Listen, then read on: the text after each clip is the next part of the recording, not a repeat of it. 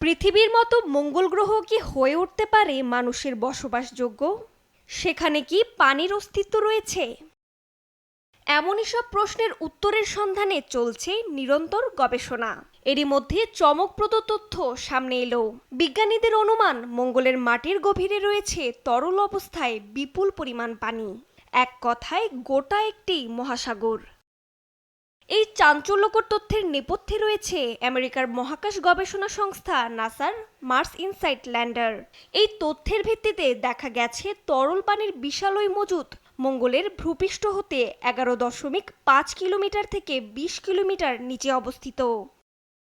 National academy of science জার্নালে প্রকাশিত গবেষণা প্রবন্ধে বলা হয়, 4 বছর মঙ্গল গ্রহ নিয়ে গবেষণা করছে মার্স ইনসাইট।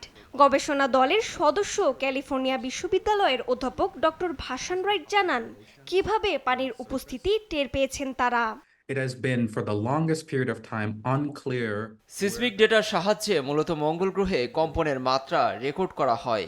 এই তথ্যের সাহায্যেই বিস্তারিত গবেষণা করেছি আমরা।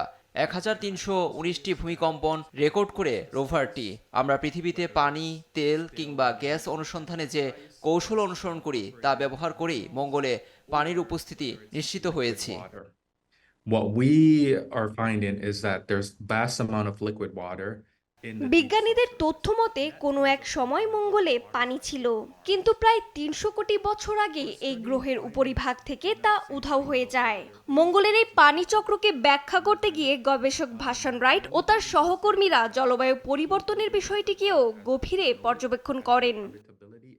নাসার এই ল্যান্ডারের মিশন শুরু হয় 2018 সালে, শেষ হয় 2022 সালে। এটি 4 বছর ধরে মূলত মঙ্গলের কম্পনের মাত্রা, গতি প্রকৃতি সংক্রান্ত তথ্য রেকর্ড করেছে। অনেক দিন ধরেই মঙ্গল গ্রহে মানুষ পাঠানোর পরিকল্পনা করছেন মহাকাশ গবেষকরা। পানি পাওয়ার পর নতুন করে আশা জাগতে শুরু করেছে বিজ্ঞানীদের। রজনী রহমান, নিউজ ডেস্ক, দেশ টিভি।